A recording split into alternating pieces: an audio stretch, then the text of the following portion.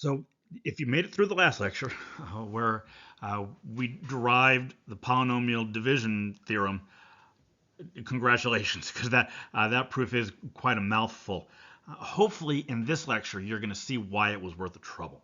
In this lecture we're going to come back to the question of finding the roots of polynomials, and we're going to look at two more theorems, the remainder theorem and the factor theorem.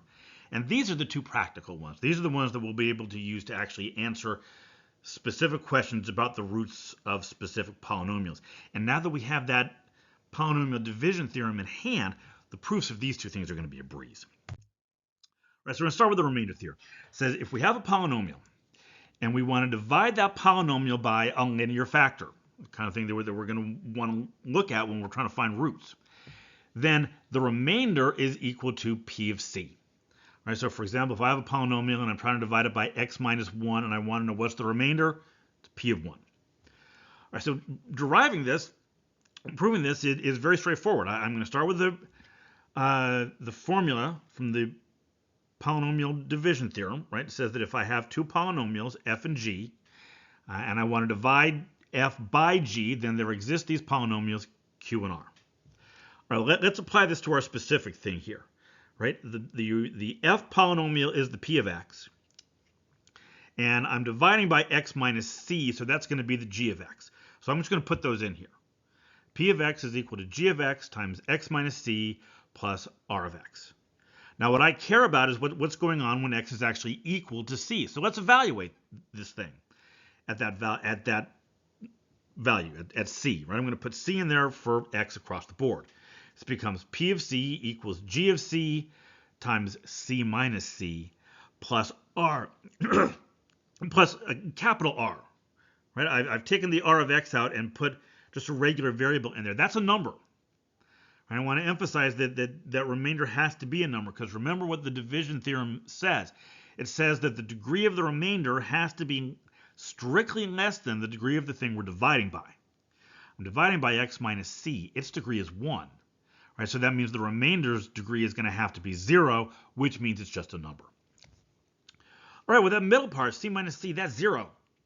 So that whole g of c, c minus c thing, that's going to disappear, and we're going to be left with the remainder is equal to p of c, which is exactly what I wanted to show. Okay, next step, the factor theorem. This takes it a little further. The remainder theorem was kind of a general theorem. This one talks specifically about factors, right? So if I have a polynomial, x minus c is a factor if and only if p of c equals 0. This is going to be the test that we're going to use in the examples we're going to look at in the next lectures. So to prove this is an if and only if theorem. Remember, with if and only ifs, there's actually two things. I have to show this both ways. I have to show if x minus c is a factor, then p of c is equal to 0. And I have to show the converse. If p of c is equal to 0, then x minus c is a factor. All right, so this the left-hand side, this is actually we don't need anything fancy for this. If x minus c is a factor, then I can factor it out. Right? P of x is equal to x minus c times q of x, where the degree of q would be 1 less than the degree of p. Okay, well, let's evaluate this at c. Right, if I put c in there, p of c is equal to c minus c times q of c. That c minus c obviously is 0.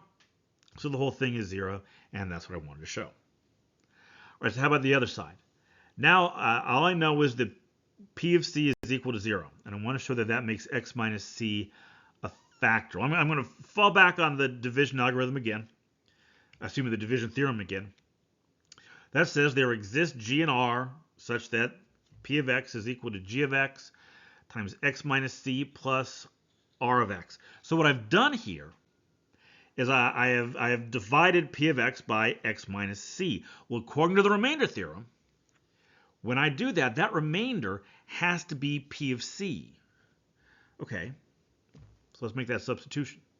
Right, p of x is equal to g of x times x minus c plus p of c. But remember, my original assumption was that p of c is 0. Right, so if I replace that p of c with 0, this becomes p of x is equal to g of x times x minus c, which means that x minus c is a factor, which is what I wanted to show.